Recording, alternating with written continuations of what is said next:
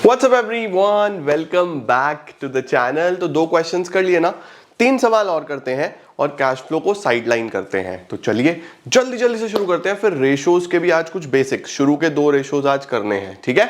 चलिए जल्दी से लेट्स बिगिन।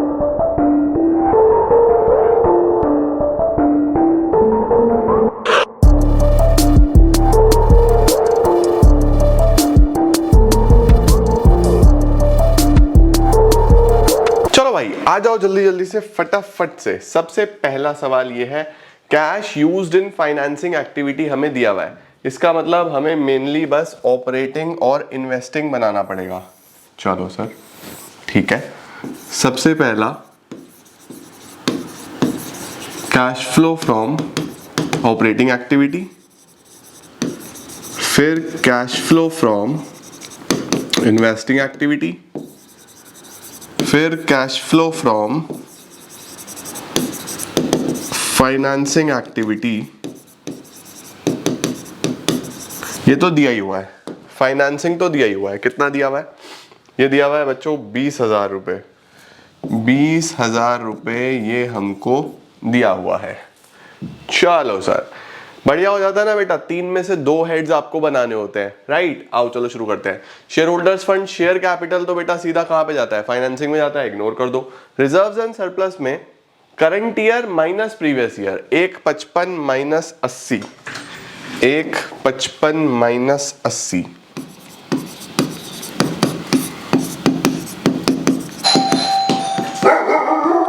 कौन आ गया भाई?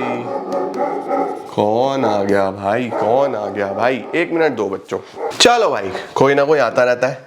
155 माइनस 80 बच्चों हमारा एनपीबीटी हो गया। रिजर्व्स एंड सरप्लस दिया हुआ था, current year minus previous year, ठीक है। चलो then we have current liabilities. Non current liabilities है ही नहीं।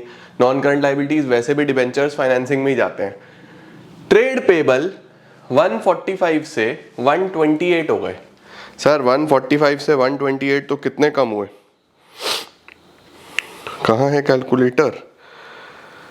145 से 128 17,000 से कम हो गए।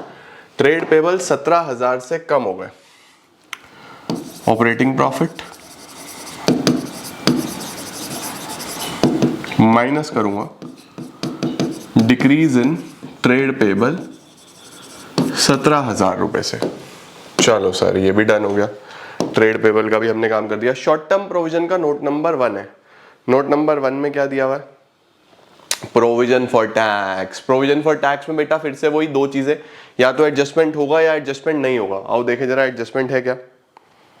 एडिशनल इंफॉर्मेशन मशीनरी पे दिया हुआ है, ये डेप्रिसिएशन भी मशीन पे ही है। इंटरिम डिविडेंड, टैक्स के बारे में कुछ भी नहीं है। तो जब टैक्स के बारे में कुछ भी नहीं होता, previous year tax paid, 35 tax paid और 45 प्रोविजन फॉर टैक्स। तो 35 तो यहां से माइनस कर देंगे, यह है इनकम टैक्स पेड, माइनस करेंगे इनकम टैक्स पेड, और 45 हम यहां पे टिप में transfer to reserve, interim dividend, propose dividend, provision for tax. 45 मेरी जान यहां पे हम ऐड करेंगे, ठीक है ना। अब देखो आज दोनों तरीके के सवाल हो गए। अकाउंट भी बना लिया एक क्वेश्चन में और ये बिना अकाउंट के भी आ गया, राइट। चलो सर ये भी हो गया। और क्या है? और क्या है? Short term provision done. Assets पे चलते हैं। Non current assets, property plant and equipment. Property plant and equipment note number 2। Note number 2 में क्या क्या दिया हुआ है? नोट नंबर 2 में हमारे पास मशीनरी है। मशीनरी पे एडजस्टमेंट भी है 1.5 लाख और 2 लाख। आओ बनाए। मशीनरी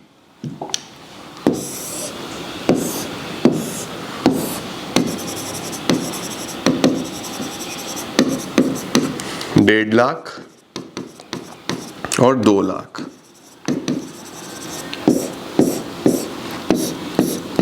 ये ओपनिंग बैलेंस है बच्चों, ये क्लोजिंग बैलेंस है। अब एडजस्टमेंट देख लेते हैं क्या है। क्या एडजस्टमेंट है मशीनरी पे?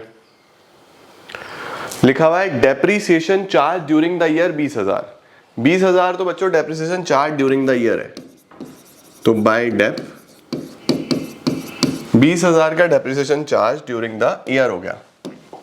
चलो नेक्स्ट क्या दिया हुआ है, और क्या दिया हुआ है, मशीनरी जिसका ओरिजिनल कॉस्ट 50,000 है, ध्यान देना कॉस्ट 50 है, it was sold for 10, accumulated Depp इस पे है 26। देखो बच्चों कॉस्ट इसका कितना है, इसका सर कॉस्ट तो है 50, इसका कॉस्ट तो है 50, इस पे जीवन भर का डेप कितना है 26, तो ये कितने की हुई 24 की हुई। 24 वाली कितने की बेच दी, इट वॉज सोल्ड फॉर 10, 24 वाली 10 में बेची, 24 वाली 10 में बेची तो 14,000 रुपए का लॉस हो गया ना, 24 वाली 10 में बेची,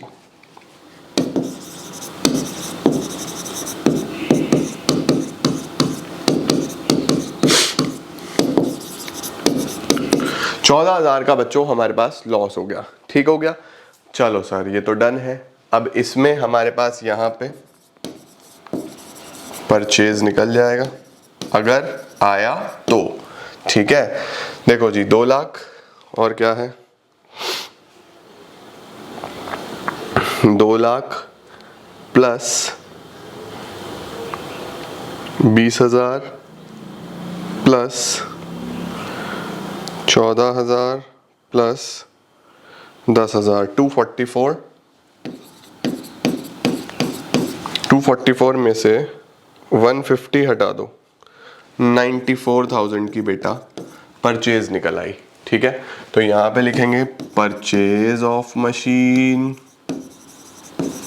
कितना 94,000 पैसा गया, सेल ऑफ मशीन कितना 10,000 रुपये पैसा आया। उसके बाद यहाँ पे सबसे पहले NPBT net profit before tax, ठीक है। उसके बाद adjustments for non cash non operating में डेप्रीसिएशन 20 और लॉस 14 ऐड कर रहा हूं, डेप्रीसिएशन 20 और ऐड कर रहा हूं loss on sale of asset, loss on sale of asset 14,000 रुपये, ये भी ऐड कर दो। ठीक है बच्चों, चलो सर ये भी हो गया, ये भी हो गया, बैलेंस कहीं नहीं जाते, डन है जी, ये भी डन, ये भी डन। इंटरिम डिविडेंड है, इंटरिम डिविडेंड अभी देख लेंगे, अभी देख लेंगे इंटरिम डिविडेंड। उसके बाद बच्चों गुडविल है, गुडविल 40 से 33 हो गया तो राइट ऑफ हो गया 7,000 रुपये से, गुडविल रिटर्न ऑफ 7,000 रुपये, ये भी ऐड करो, गुडविल रिटर्न ऑफ 7,000 रुपये, ये भी ऐड कर दिए बच्चों। उसके बाद क्या है हमारे पास, और क्या क्या दिया हुआ है बेटा, प्रॉपर्टी प्लांट एंड इक्विपमेंट हो चुका है, इंटेंजिबल एसेट भी हो चुका है, करंट एसेट्स रह गए। करंट एसेट्स में करंट इन्वेस्टमेंट मैंने आपको बताया था, ये कैश एंड कैश इक्विवेलेंट का पार्ट है तो इसका कुछ नहीं करना। इन्वेंट्री, इन्वेंट्री 180 से 215, 180 से 215 तो 35,000 से बढ़ गया है तो हम लेस करेंगे, 35,000 रुपये यहाँ पे मैं लेस करूंगा, इंक्रीज इन इन्वेंट्री 180 से 215, करंट एसेट बढ़ता है तो हम लेस करते हैं। ठीक है, इन्वेंट्री 180 से 215 हो गया, ओके ठीक है। ट्रेड रिसीवेबल 60 से 50 कम हो गए तो हम ऐड करेंगे, 10,000 रुपये ऐड कर देंगे,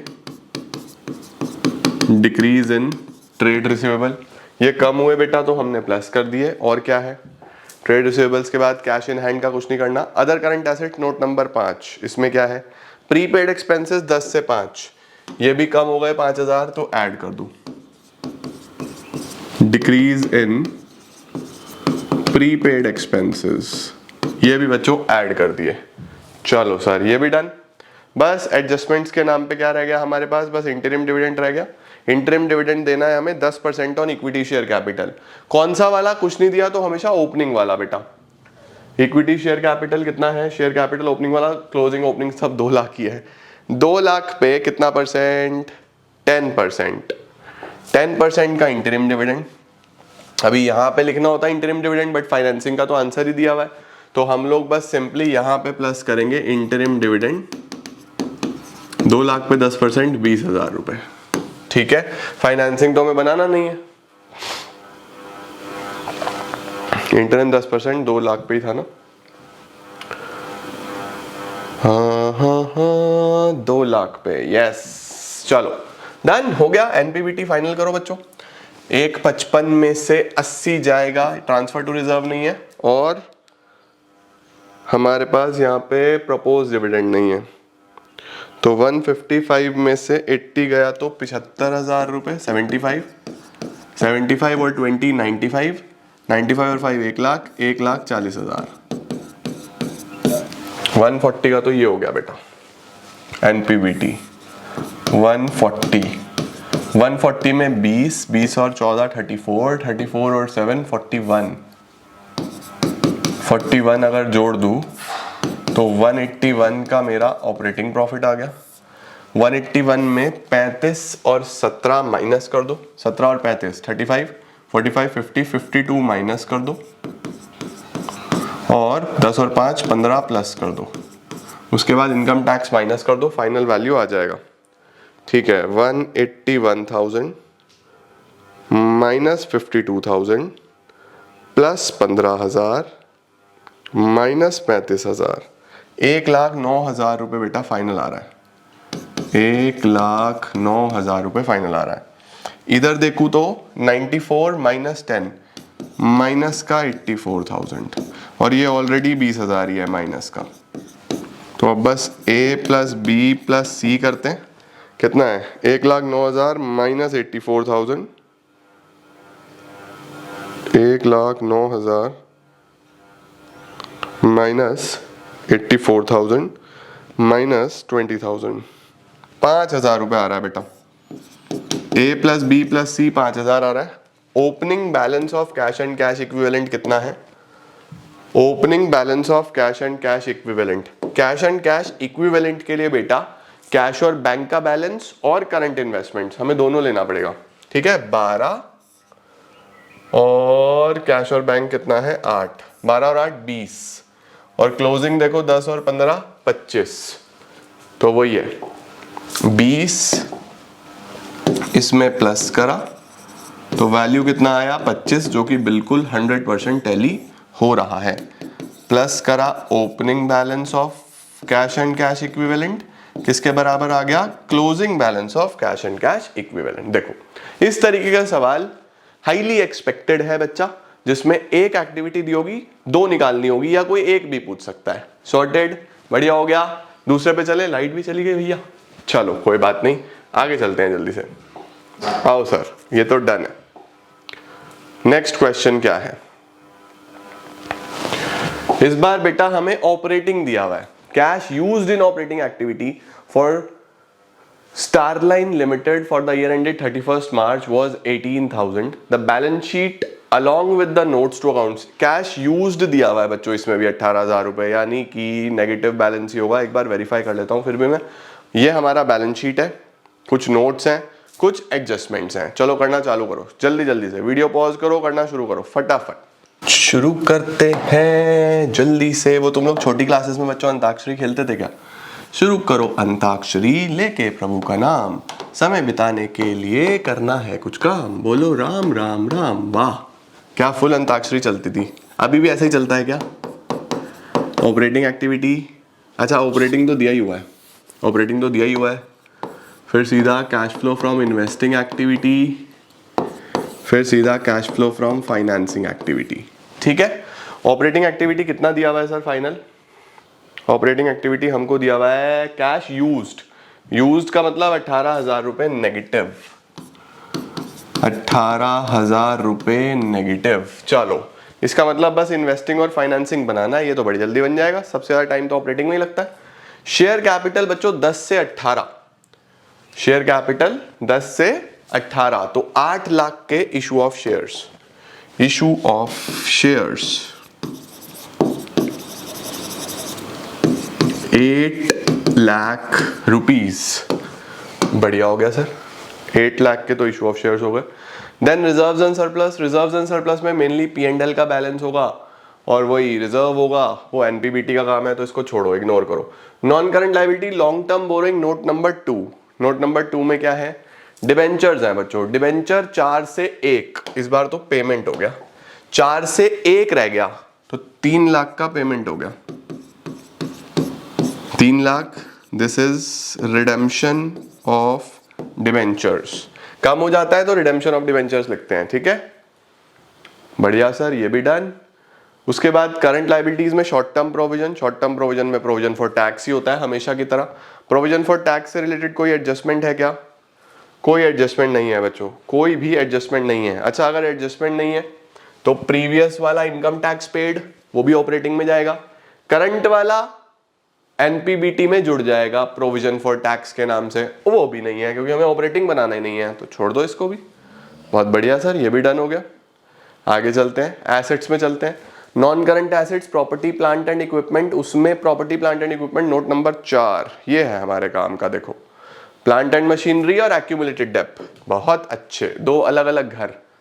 प्लांट एंड मशीनरी और एक्यूमुलेटेड डेप्थ का मतलब दो अलग अलग घर बनाने पड़ेंगे बेटा। आ जाओ बना देते हैं। एक प्लांट एंड मशीनरी अकाउंट, अभी तक तो प्रैक्टिस हो जानी चाहिए।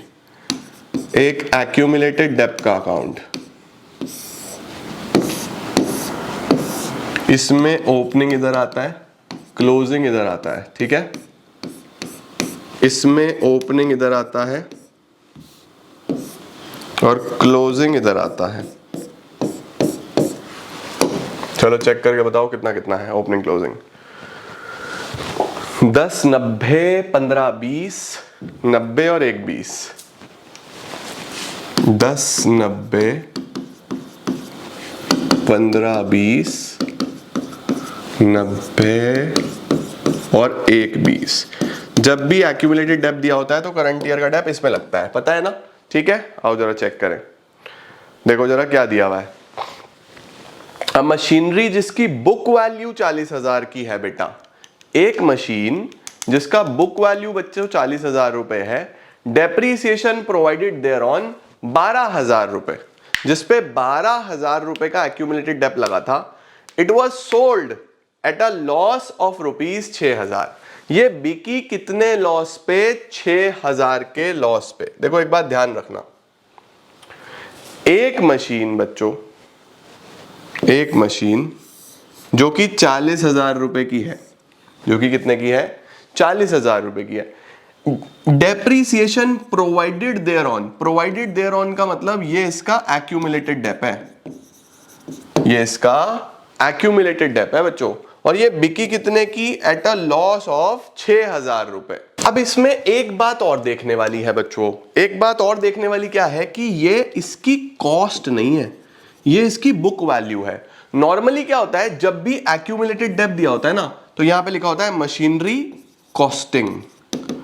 कॉस्टिंग का मतलब होता है कि उसकी कॉस्ट 40 है, उसमें से आप ये एक्यूमुलेटेड डेप्थ 40 हटाओ, 40 में से 12 हटाओ। लेकिन इस क्वेश्चन की खास बात यही है कि इसने आपको बुक वैल्यू दी। कभी भी बुक वैल्यू दी हो ना बच्चों, तो समझ जाना कि बुक वैल्यू का मतलब है कि ये एक्यूमुलेटेड डेप्थ ऑलरेडी इसमें से माइनस हो चुका है, क्योंकि बुक्स में ये बुक वैल्यू होती है। देखो ये बैलेंस शीट की वैल्यू है ना, बैलेंस शीट में तो कॉस्ट माइनस एक्यूमुलेटेड डेप्थ, तभी तो ये फाइनल वैल्यू आ रही होती है।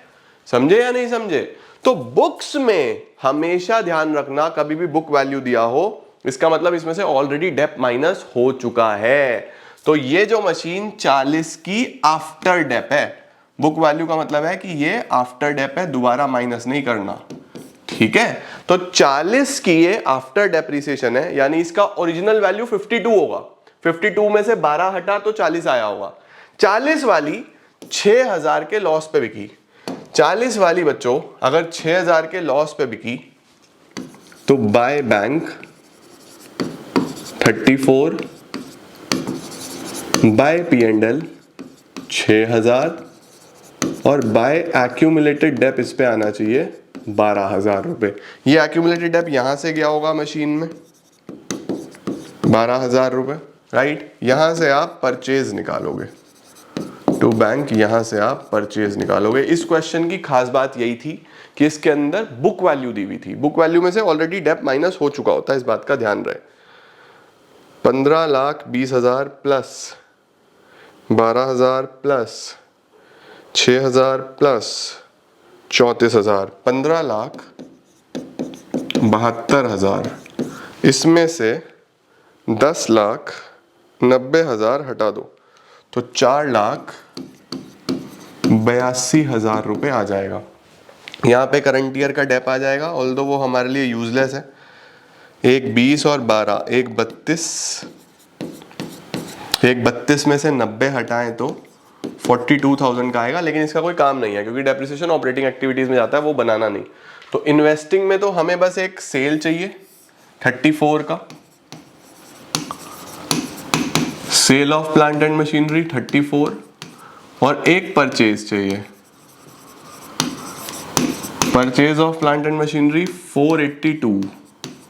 ये खरीदा तो पैसा गया आपके पास से, तो हमें मेनली सेल और परचेज चाहिए था, राइट। एक्यूमुलेटेड डेप वैसे ही कहीं नहीं जाता, एक ये रहा एक ये रहा। ये लॉस ऑपरेटिंग में जाना था, डेप्रिसिएशन भी ऑपरेटिंग में जाना था, वो बनाना नहीं है तो उसको छोड़ दिया मैंने, ठीक है, डन सर। अगला क्या है, मशीनरी की बात हो चुकी है, गुडविल की बात कर लेते हैं। गुडविल 70 से 180 हो गया, 70 से 180 हो गया तो खरीद लिया, इसका मतलब 1,10,000 रुपए का, 1,10,000 रुपए का गुडविल खरीदा है तो पैसा गया, परचेज ऑफ गुडविल। बहुत बढ़िया सर, गुडविल बढ़ गया तो बच्चों परचेज किया ना। चलो प्लांट मशीनरी हो गया, गुडविल हो गया, उसके बाद क्या है, प्रॉपर्टी प्लांट एंड इक्विपमेंट हो गया, इंटेंजिबल एसेट हो गया। करंट एसेट सब बच्चों ऑपरेटिंग में एडजस्ट होते हैं, वो ऑलरेडी दिया हुआ है, तो करंट इन्वेस्टमेंट का तो कोई काम नहीं है। ट्रेड रिसीवेबल्स को कुछ नहीं करना, डन हो गया ये तो सारा। रिजर्व्स एंड सरप्लस हो चुका है, डिबेंचर्स का इंटरेस्ट रह गया बस मेरे हिसाब से। हाँ जी सर, डिबेंचर्स का इंटरेस्ट रह गया बेटा, बस आओ जरा डिबेंचर्स का इंटरेस्ट निकाल लें, इंटरेस्ट निकाल लें। डिबेंचर साल के शुरू में 1 अप्रैल 2018 पे 4 लाख के हैं, और साल के लास्ट तक जाते जाते 31 मार्च 19 तक जाते जाते 1 लाख के हो गए। 4 लाख से कितने हो गए डिबेंचर्स, 1 लाख। अब मुझे ये तो समझ में आ गया कि डिबेंचर्स रिडीम हो रहे हैं, बट कब रिडीम हो रहे हैं इसके बारे में कोई जानकारी। लिखा हुआ है डिबेंचर्स वर रिडीम्ड ऑन 1 जुलाई 2018। जुलाई में हमने पेमेंट कर दिया बेटा, इसका मतलब पूरा अप्रैल, पूरा मई, पूरा जून, 3 महीने तो यही रहा कर्जा, 3 महीने तो कर्जा यही रहा ना बेटा। 3 महीने बाद जुलाई में पेमेंट किया तो 3 महीने तो 4 लाख पे ही ब्याज बैठेगा, 4 लाख पे 8% और 3 महीने। उसके बाद बच्चों हमने रिडीम कर दिए 3 लाख के डिवेंचर, तो कितने बचे, 1 लाख के बचे। तो 1 लाख पे 8% और अगले 9 महीने। चलो 4 लाख पे 8% और 3 महीने, ये तो हो गया 8,000। और 1 लाख पे 8% और अगले 9 महीने, ये हो गया 6,000। तो टोटल 14,000 का बच्चे हमारा इंटरेस्ट बन गया। बहुत ध्यान से देखो, 4 लाख पे 8% और 3 महीने 8,000 रुपये आ गए, और 1 लाख पे 8% 9 महीने 6,000 रुपये आ गए। सर 1 लाख पे क्यों निकाला बेटा, 3 महीने बाद रिडेम्पशन हो गया ना, ठीक है। 14,000 का इंटरेस्ट ऑन डिवेंचर्स आ गया, स्क्रीनशॉट ले लो, डन सर। 14,000 का इंटरेस्ट ऑन डिवेंचर्स आ गया, ये भी ऊपर जाके ऑपरेटिंग में ऐड होता, लेकिन ऑपरेटिंग है नहीं, तो बस डन, डन है सर। आओ निकाल देते हैं जल्दी से। 34,000 प्लस का है, सेल हुआ था, माइनस 482,000 माइनस 1,10,000, तो 558 नेगेटिव का ये आ गया, और ये पॉजिटिव का आएगा। 8 लाख में से 3 लाख गए तो 5 लाख, 5 लाख में से 14,000 हटा दो तो 486 बच्चों पॉजिटिव का आया। तो A plus B plus C कितना बनता है, 486 पॉजिटिव का माइनस 486 पॉजिटिव का माइनस 558 माइनस 18,000, 90,000 रुपए नेगेटिव का आ रहा है। अब कैश एंड कैश इक्विवेलेंट्स देख लेते हैं हम, क्या दोनों में 90,000 का डिफरेंस है, क्या कैश एंड कैश इक्विवेलेंट्स में 90,000 का डिफरेंस है सर? आओ चेक करें फटाफट से। कैश एंड कैश इक्विवेलेंट्स के लिए एक तो हमारे पास करंट इन्वेस्टमेंट्स हैं 190 और कैश और बैंक बैलेंस है 230। तो 190 और 230 कितना हुआ? 230 और 190, 2 30, 3 30, 4 20 हो गया बेटा। ये हो गया 4 20, 190 और 230, 4 20। इसका मतलब ओपनिंग वाला 4 20 है और क्लोजिंग कितना है? 3 30। 4 20 इसमें अगर जोड़ें तो 4 20 माइनस 90, क्या 3 30 आ रहा है? यस सर, 3 30 आ गया। प्लस करा opening balance of cash and cash equivalent, यहाँ पे आया closing balance of cash and cash equivalent. बिल्कुल सही। लो जी सर, देख रहे हो इसमें भी हमें ऑपरेटिंग एक्टिविटी ऑलरेडी दिया हुआ था, हमने इन्वेस्टिंग निकाला, फाइनेंसिंग निकाला, तीनों का वैल्यू प्लस करा। इसमें हमेशा opening cash and cash equivalent जोड़ो और वो ऑलवेज क्लोजिंग के बराबर आ। Done done done done done done sir, done. चलो एक सवाल और करेंगे लास्ट, उससे तुम्हारी बढ़िया प्रैक्टिस हो जाएगी। Question number 3। लो जी, from the following balance sheets of Sunlight limited prepare a cash flow statement for the year ended 31 March. इसमें तो बच्चों हमें पूरा कैश फ्लो स्टेटमेंट बनाना है, कंप्लीट कैश फ्लो बनाना है। आ जाओ जल्दी जल्दी से कंप्लीट कैश फ्लो बना लेते हैं सर, कोई प्रॉब्लम ही नहीं है। शुरुआत भी फुल फ्लेजेड क्वेश्चन से और एंड भी फुल फ्लेजेड क्वेश्चन से। Cash flow from operating activity, अच्छा आ जाओ अब जल्दी जल्दी से क्विकली करेंगे। From investing activity, from financing activity. अभी तो माइंड में सारी चीजें सेट हो गई होगी, है ना? अब क्विकली करते चलेंगे। चलो सबसे पहले नेट प्रॉफिट बिफोर टैक्स निकलेगा, वहां से ऑपरेटिंग प्रॉफिट पे चलेंगे, वहां से कैश जनरेटेड पे चलेंगे, राइट?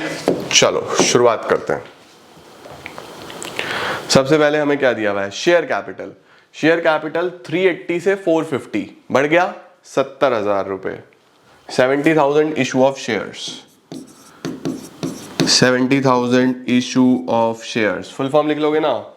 हाँ सर लिख लेंगे, बढ़िया। तुम नहीं भी करोगे तब भी लिख लेना, ना लायक हो।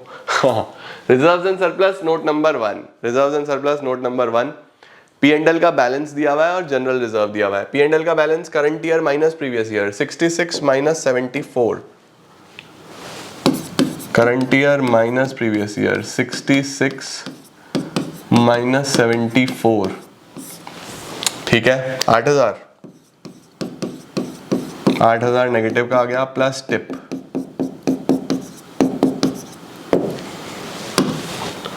Transfer to reserve, interim dividend, propose dividend, provision for tax. अब हमारे पास बच्चों जनरल रिजर्व है 1 लाख से 140। देखो 1 लाख से 140 तो 40,000 रुपए मैंने रिजर्व में डाले हैं।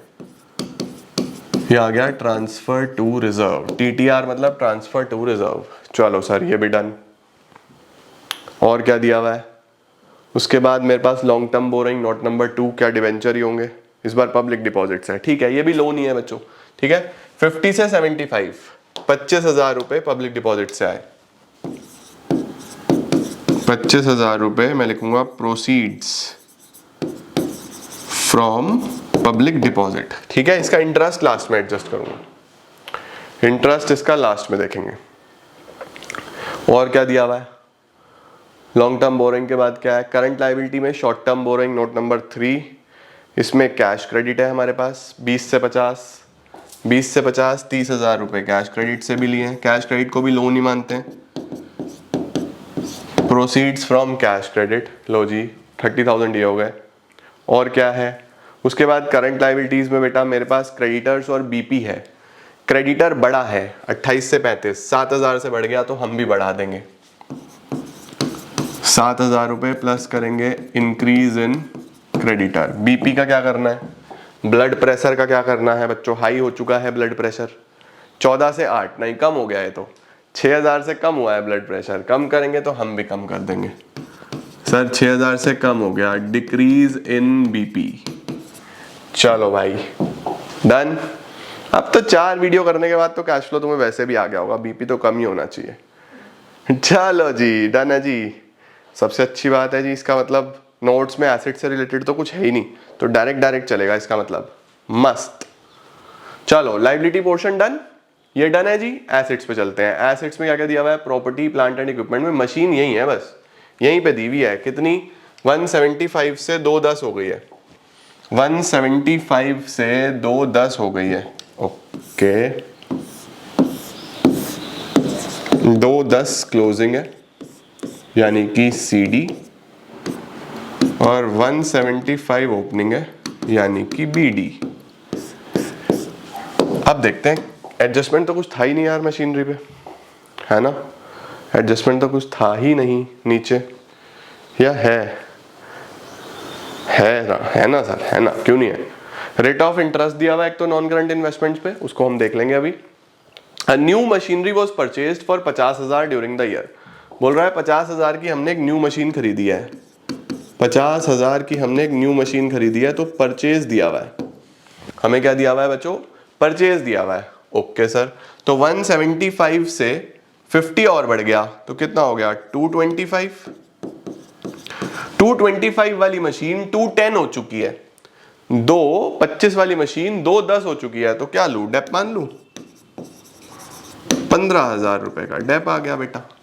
15,000 रुपए का हमारे पास क्या आ गया? डेप। चलो आ जाओ, इसकी पोस्टिंग करते हैं। कहां कहां पे पोस्ट करोगे? 15,000 का डेप्रीसिएशन तो यहां पे ऐड कर दो। Add depreciation 15,000। जो परचेज ऑफ मशीनरी है 50,000, वो यहां लिख दो।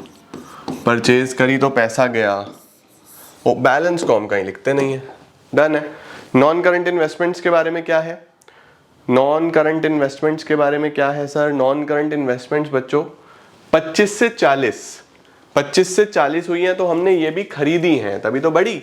नोट नंबर 5 में इसके बारे में इंटरेस्ट है, इंटरेस्ट को लास्ट में देखूंगा, बट 25 से 40 हुई तो मैंने वो भी खरीदी। Purchase of non current investment 15,000 की, ये भी खरीदी। चलो सर, नॉन करंट इन्वेस्टमेंट भी खरीद ली 25,000 रुपए की। और क्या दिया हुआ है? और कुछ है एसेट्स में? फिक्स तो खत्म हो गए।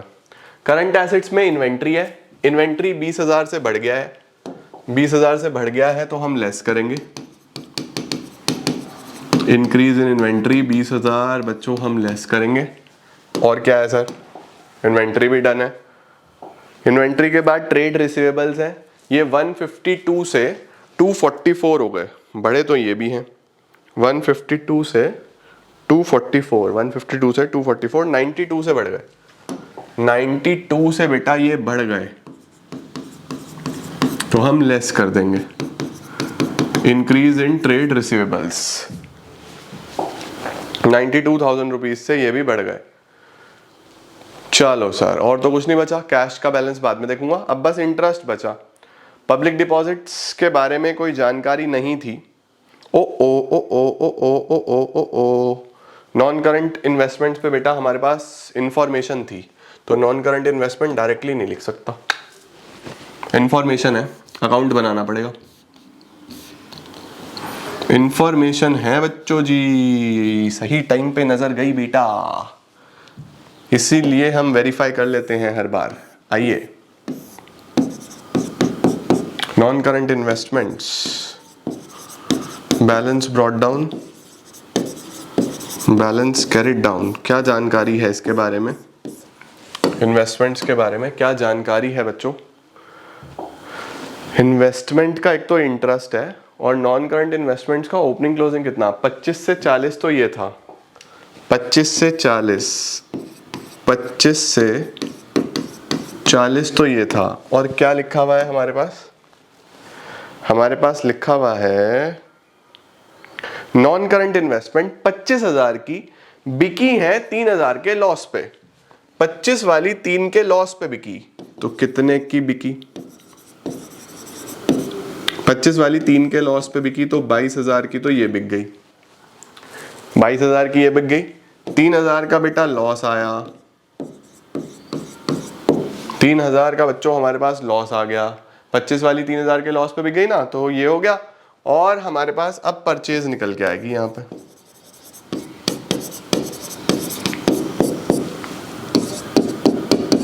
65 माइनस 25 तो 40 की परचेज आ जाएगी। तो purchase of non current investments हमारे पास 40 की है और sale of non current investments हमारे पास 22,000 रुपये की है। 3,000 का loss on sale of non current investment है, ये सबसे ऊपर आ जाएगा। कितना है हमारे पास, कितना लॉस है, 3,000 रुपये का। 3,000 का लॉस बेटा यहाँ पे आ जाएगा। बस अब हो जाएगा। अब इंटरेस्ट रह गया हमारे पास, बस शुक्र है इंटरेस्ट के चक्कर में इस पर नजर पड़ी। इंटरेस्ट देखो बच्चों, पब्लिक डिपॉजिट्स 10%, कोई जानकारी नहीं थी तो प्रीवियस ईयर पे बस 50,000 पे 10%, 5,000 का इंटरेस्ट देना पड़ेगा। 5,000 interest paid on public deposits. 5,000 ये आप यहाँ लिखोगे, ऐड होगा interest on public deposits. Non current investments पे हमें इंटरेस्ट मिलेगा, नॉन करंट इन्वेस्टमेंट्स पे बच्चों हमें इंटरेस्ट मिलेगा। अब हमारे पास परचेज की भी कोई जानकारी नहीं है और सेल जो है ये लिखा हुआ है कि लास्ट में बेची है। लास्ट में बेची है तो पूरे साल तो ये इन्वेस्टमेंट रही ना हमारे पास। तो 12% नॉन करंट इन्वेस्टमेंट्स पे 25,000 पे 12% रिसीव कर लो। 25,000 पे 12% कितना बनेगा,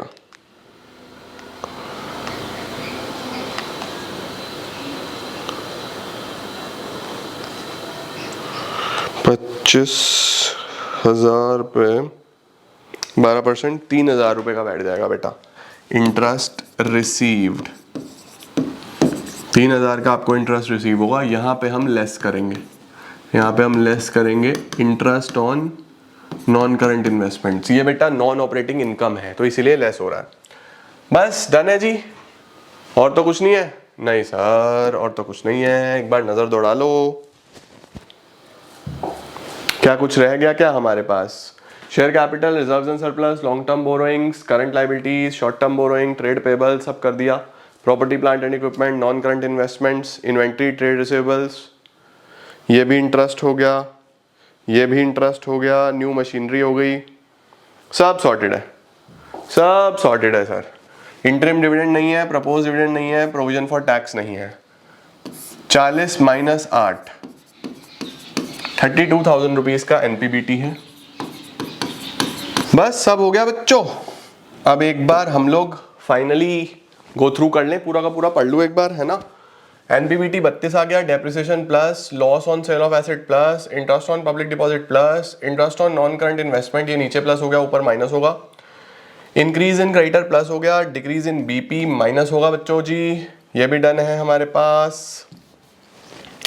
इसके बाद purchase of machinery negative, purchase of non current investment negative, sale of non current investment positive, interest receive positive, issue of share positive, public deposit से पैसा आया पॉजिटिव, कैश क्रेडिट से पैसा आया पॉजिटिव। बस सॉर्टेड है, सॉर्टेड है बेटा। अब तो A plus B plus C करना है। चलो भाई कर लेते हैं जल्दी जल्दी से, आइए फटाफट से करना चालू करते हैं जल्दी जल्दी से। 32,000 यार ये बैटरी डाउन है। कितना कितना आया, 32 प्लस 15 प्लस 3 प्लस 5 माइनस 3, 52 तो बेटा ये आ गया। 52 में अब ये सब एडजस्ट कर दो। 7,000 पॉजिटिव का है, माइनस 6 माइनस 20 माइनस 92, यानी कि माइनस होगा 1,11,000। 1,11,000 और 52,000, 1,11,000 चेक कर लो एक बार दोबारा से भाई। 92 26 माइनस 7, हाँ 1,11,000, 1,11,000 माइनस 52,000, 59,000,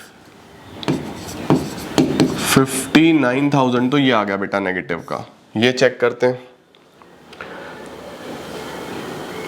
22 और 3 25,000 माइनस 40,000 25,000 माइनस 40,000 माइनस 50,000, 65,000 नेगेटिव का ये आ गया बच्चों। और ये कुछ पॉजिटिव दिख रहा है मुझे फाइनली, 70,000 प्लस 25,000 प्लस 30,000 माइनस 5,000, 1,20। चलो सर अब हम निकालेंगे a प्लस बी प्लस सी कितना आ जाएगा। a प्लस बी प्लस सी कितना आ जाएगा, 1,20,000 माइनस 65,000 माइनस 59,000, 4,000 रुपये बच्चों। इसमें प्लस करूंगा opening balance of cash and cash equivalent, closing के बराबर आना चाहिए। 4,000 रुपये कितना है, 34 है ओपनिंग, 34। ये माइनस का है ना 4,000 रुपये, हाँ माइनस का है 4,000 रुपये, तो 30,000 रुपये हमारा फाइनल आंसर है। ये है closing balance of cash and cash equivalents. ठीक है बेटा, अभी जैसे मैं तो क्या करता हूँ कि पहले अमाउंट लिख लेता हूँ, बाद में वेरीफाई कर लेता हूँ प्लस माइनस, लेकिन आप एग्जामिनेशन में क्योंकि आपको जल्दी होगी तो वहाँ पे गड़बड़ हो सकती है, तो बहुत ध्यान से साथ में ही प्लस माइनस ध्यान से करना, ठीक है। नहीं तो यहाँ पे प्लस माइनस सही लगाया, यहाँ पे नहीं लगाया ना, तो जल्दी जल्दी में कैलकुलेशन एरर हो जाएगा। तो बहुत ध्यान से करके चलना, या फिर वही जैसे मैं दोबारा चेक करता हूँ लास्ट में, तो एक बार रीचेक जरूर करना ताकि एरर ना हो।